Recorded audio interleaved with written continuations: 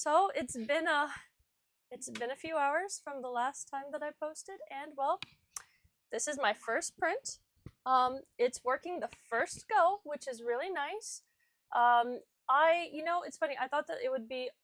It's one of those things where I thought it would be the hardest part. Let me put it this way: the hardest part of this was overthinking of, am I doing this right? Did I mess this up? Did I tighten it too much? Did I tighten it not enough? Like, is the overthinking for me.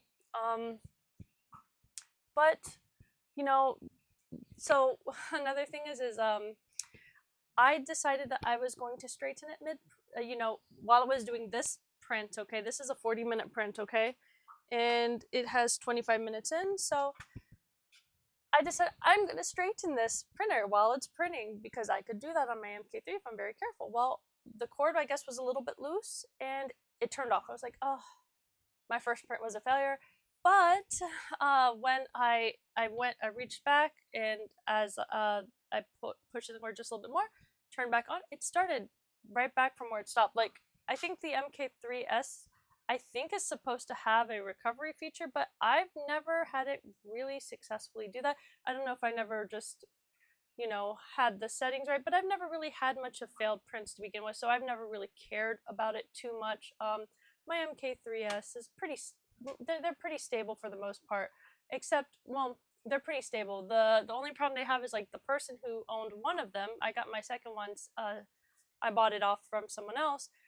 The person who had that before, they took the lazy route in one of the repairs. They decided they're going to use electrical tape to fix the wires, and I had mine in an enclosure. I was using it to print ABS and ASA, and that's the other thing. Also, they now come with the 0.4 nozzle, which, I mean, is fine because I would rather get obsidian nozzles. Anyways, my go-to are the 0.8s. I really prefer the larger size nozzles. One thing that I really wanted about this printer is I really want to be able to print with the different nozzle sizes in one print. That is what is the most exciting to me. It's not just about the colors for me. For me, it's about different sizes and utilizing that. So, what else? One thing that I did have a hard time with is, okay, so if you've ever worked with the MMU, I had a really successful MMU until I decided I was going to mod it, and that's its own story. But when you do the MMU, the thing is that you can pick, if it's a one color print, you can pick you can also pick, like, the color you want, and it will just print that from that it'll choose the one. If you have an MMU, you know what I'm talking about. Okay. I thought it would be something similar like that, and I went to pick number 4 because 4 is on the same side. So I was like, I'm just going to load it from here. And no, it then decided to go, and it asked me if I wanted to I think it said something about disable. This is my first time using this machine, so it decided it was going to not pick number 4. It was going to pick number 1. I had no filament, and they were like, oh no. So I rushed in, grabbed that one. I was able to get to the settings and then load the filament. So I loaded it, and it is printing. Okay. And this is a functional print. All this is like a really, like, this is a functional print. It's just this piece. This is, so I do a little bit too much DIY. So this is my recording cart. It holds my laptop, and I took the part out, and this is all it is these little pieces, and so put it in. This one's longer, so this one's better, but you put it in, and then if you can see at the end, that just goes inside, and then this is what's holding my camera up. So most of my prints are functional. I tend to give my pretty prints as gifts. I do have a couple on my wall back here.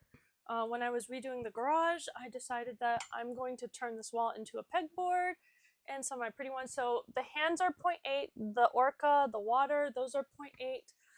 The head was my mushroom planner. That's a 0.8. The skull's a 0.8. Do I have it? I think the roses are the 0.6s. The Belgium is 0.8. The hands are 0.8. The I can't say it right, but that's the famous church in Iceland. I went to Iceland. Um, that's a .4. The cruise ship, you can see that the cruise ship and the water are held by magnets together. There's no glue in that one. That's a .4. So, and the pony is .4. I took the low poly and I used Blender to make that into a pretty pony. So, oh, and my Aerith rod, and that's one of my favorite. That's a .8 as well. And what's nice about that is I use the slicer to practically make it so that it's glueless, and you can, you can twist open and twist close it. So, you know, that's a pretty cool one.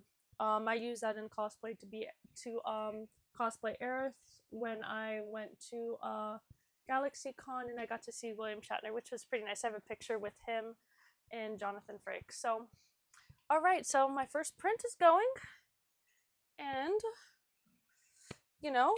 I'm excited. So hopefully the next time you see a print, it will be a color print. And also I still have to upgrade my MK4. I was a first day pre-order of an upgrade from one of my MK3s, but I've been incredibly busy. And so I'm going to upgrade that one, and then it'll be kind of cool if anybody's interested. I can do comparisons of them side by side, and it'll be interesting. I'll put my the high flow .8 nozzle, because I have a Revo high flow, and then we can do like speed tests. But with a .8 nozzle, the speed is much faster.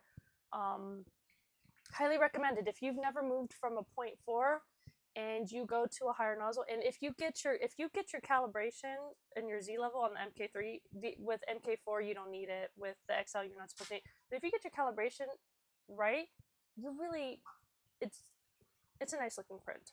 So especially if you're doing functional, well, there you have it. So alrighty, happy printing, everyone.